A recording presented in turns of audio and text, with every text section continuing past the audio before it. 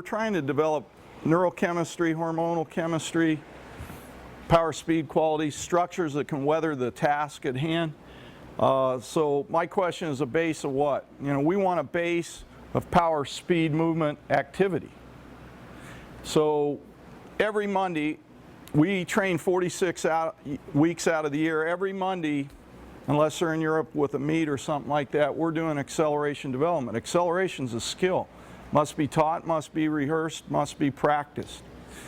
So on our Monday with pole vaulters in mid-May, we're doing acceleration development. We're going 10 to 40 meters now.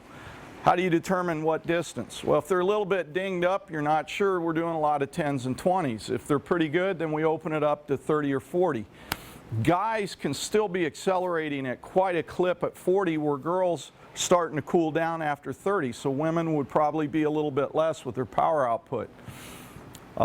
Sets of 3 or 4 times 3 to 5 efforts in each set. The volume is scripted based on what we saw in the warm-up, what they did in the preceding week's workout, their attitude, their demeanor, what the therapist is saying or what my hands are saying after I was on it. So I'd love to give you an exact number and an exact cookbook, but they're ranges. And I write training in ranges so athletes have outs. Because a lot of kids at this level are compulsive, and if they see a number, they're going to do the number or they feel like failures, especially in May, right before the Olympic trials. They see a number and they can't get there, they melt down. So I write very loose scripts where I know I got to get this bottom thing in to affect the things that I want to keep progressing the athlete. And then I have an upper ceiling where through the School of Hard Knocks I've blown people up if I went beyond it.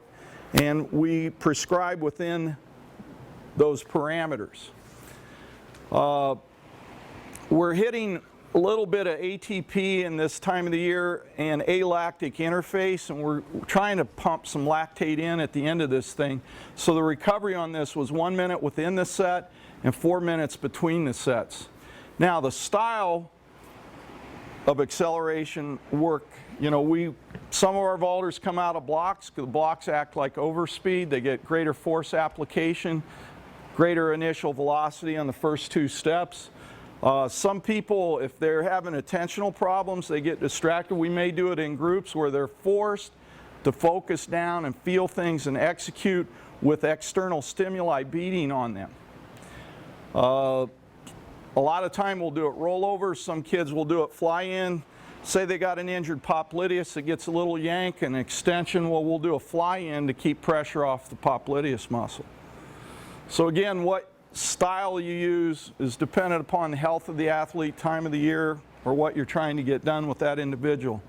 Oftentimes we'll do these with a pole or even a short pole because the hands are tied up in pole vaulting and the arms that counterbalance wonderfully when we sprint are tied up.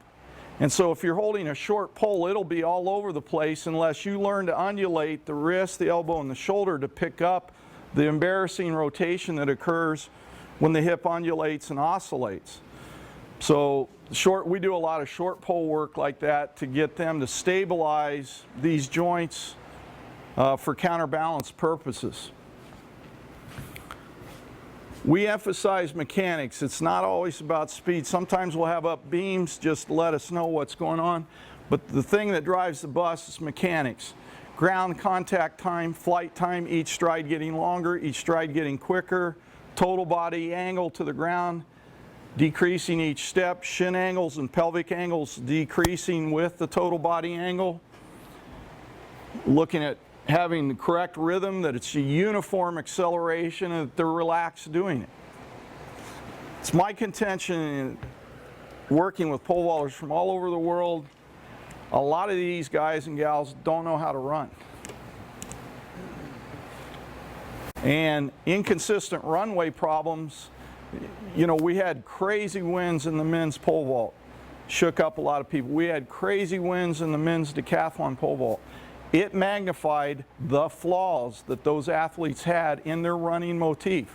Like Brad Walker, a guy I consult with, Pat Licari, his coach at Washington, and I team coach him. Brad has a tendency to overdrive, stay in drive too long when he's unsure or he's feeling weird wind. When Brad jumped at the pre-meet here, his 590 bar, which was his best bar, his record bar was terrible. He had a two-step drive, a two-step transition, and he was money. In the meet here, 6 steps into it, he's still driving. So now his kinesthetics, his steering to the box, all those things have changed. It's not how he's rehearsed. So a flaw in the acceleration mechanical theme caused him to almost miss the team. He was in shape, he was as healthy as ever been, he felt great. Qualifying round, no problem. He missed the mechanics and was fortunate that he cleared a bar when it mattered. So we spent a lot of times on mechanics because I think that if a pole vaulter can't feel the difference between right and wrong, can't execute the fundamentals of sprinting and acceleration without a pole, how are they going to do it with a pole? Your arms are tight.